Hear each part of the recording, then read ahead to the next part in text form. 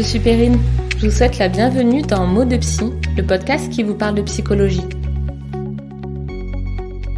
Vous découvrirez ici le récit de professionnels qui travaillent autour de la psychologie et de l'accompagnement de l'humain, de femmes et d'hommes qui vous raconteront leurs expériences concernant leur suivi, ainsi que des concepts et outils pratiques pour explorer ensemble la magie du fonctionnement de notre cerveau, nos pensées et nos émotions. Ce sont leurs histoires, parfois la mienne et peut-être aussi la vôtre. J'espère que ce podcast vous permettra de dédramatiser et mieux comprendre la psychologie en vous accompagnant sur votre chemin de vie avec alignement, sérénité et légèreté. Très belle écoute!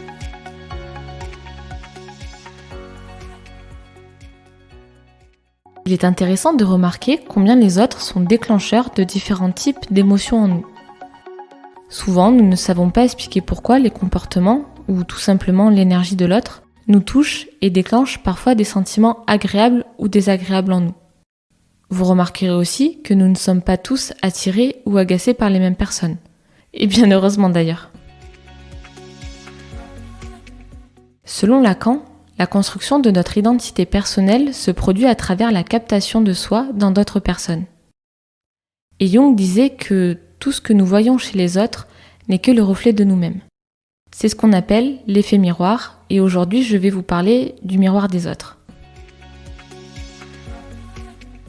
Cette théorie défend l'idée que les personnes que nous rencontrons nous renvoient notre propre reflet. En d'autres termes, cela signifie que ce que nous percevons chez les autres et ce que nous ressentons vis-à-vis d'eux n'est que le reflet de ce que nous portons en nous. Nos valeurs, nos qualités, nos blessures, nos croyances limitantes par exemple. Notre inconscient, aidé par la projection psychologique que nous faisons à ce moment précis, nous fait penser que la qualité ou le défaut que nous percevons chez l'autre n'est qu'existant là-bas dehors, donc n'est qu'existant chez lui et non pas en nous. Et notre esprit, se sentant menacé pour notre intégrité émotionnelle et ou physique, projette vers l'extérieur toutes ces qualités ou défauts en les attribuant à l'extérieur de nous-mêmes, encore une fois, à l'autre. Alors qu'en fait, être conscient de ce miroir et observer les relations que nous développons avec autrui nous permet de découvrir la personne que l'on est réellement. Ainsi, quand je regarde l'autre comme un miroir de moi-même, je peux devenir conscient de qui je suis réellement et apprendre à aimer toutes les parties de moi. Cet effet miroir nous aide à retrouver le contrôle de ce qui se joue à l'intérieur de nous, comprendre que tout part de soi, pouvoir, encore une fois, nous responsabiliser et travailler sur les aspects de nous que nous voulons conserver ou alors transformer. Cet effet miroir est donc une belle opportunité de nous connaître, de nous accepter et aussi d'améliorer nos relations avec les autres puisqu'ils ne nous dérangeront plus. En effet, à mesure que nous accueillons les différents aspects de notre personnalité, nous serons moins touchés émotionnellement par l'énergie des autres et leur comportement. Maintenant que nous avons compris que ce que nous percevons chez l'autre et ce que nous ressentons vis-à-vis de lui n'est que le reflet de ce que nous portons en nous, comment utiliser cet effet miroir pour apprendre à mieux nous connaître ? Alors déjà, quand ce que nous renvoie l'autre nous réjouit, en général, il n'y a pas de problème. Bien qu'il soit aussi sympa de pouvoir en prendre conscience. En revanche, lorsque l'autre nous agace, c'est là où ça se complique.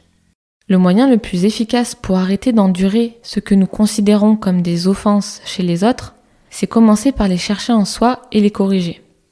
Alors avant toute chose, j'ai un scoop pour vous. Ouvrez bien les oreilles. Si vous essayez de contrôler et de changer les comportements des autres, ça ne marchera pas. Les gens sont comme ils sont. Ils changeront s'ils en ont envie. En revanche, nous avons un contrôle sur nous-mêmes et nous pouvons chercher de notre côté à nous améliorer et nous sentir mieux. Alors, en pratique, comment ça se passe ? Si le comportement de l'autre vous dérange, vous pouvez vous demander « Qu'est-ce que je lui reproche exactement ?» Alors ici, ne cherchez pas ce que vous lui reprochez dans son comportement, mais plus au niveau de son être. Autrement dit, je lui reproche d'être quoi ? Parfois, ça peut être un trait que nous avons appris à contrôler en nous, à cacher, pour ne pas l'être en société. Puis, vous pouvez vous demander si vous aussi, vous n'êtes pas comme cela parfois.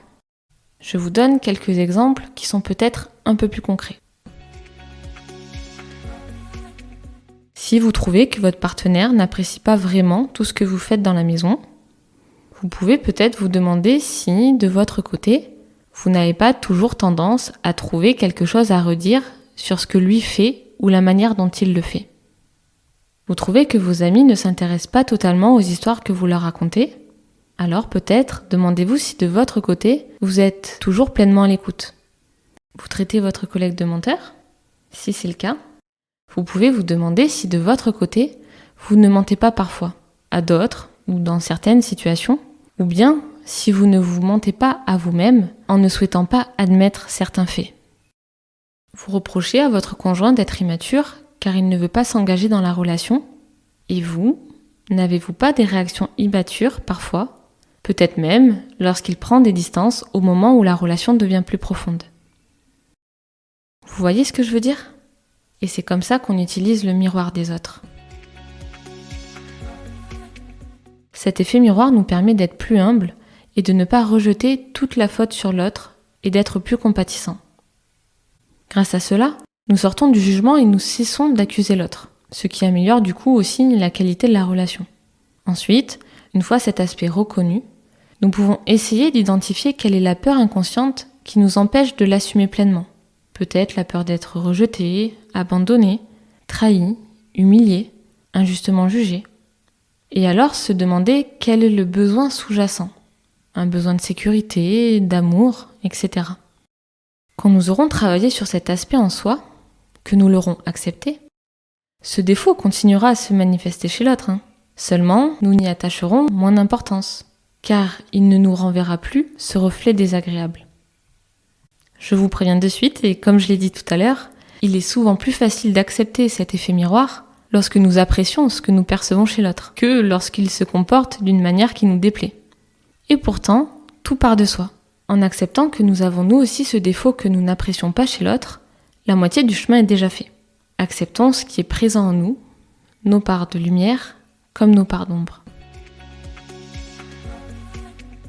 Certaines prises de conscience peuvent être pénibles et si vous n'arrivez pas à régler ces problématiques seul, n'hésitez pas à consulter un professionnel.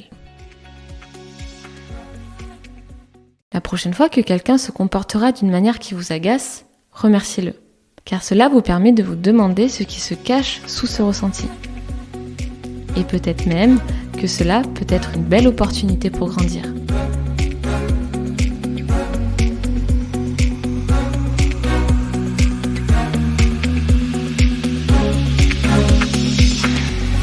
Je vous remercie d'avoir écouté cet épisode et j'espère qu'il vous a plu. Si c'est le cas, je vous invite à le partager autour de vous et à me le dire avec des étoiles sur votre plateforme d'écoute. Je vous remercie également par avance pour vos commentaires. Pour découvrir les actualités de ce podcast, je vous invite à vous y abonner et le suivre sur Instagram sous le nom de mo.2.psy. À très vite pour le prochain épisode. Vous aspirez à avancer sur votre chemin de vie avec alignement, sérénité et légèreté et vous choisissez de vous responsabiliser dans votre croissance personnelle, relationnelle et professionnelle.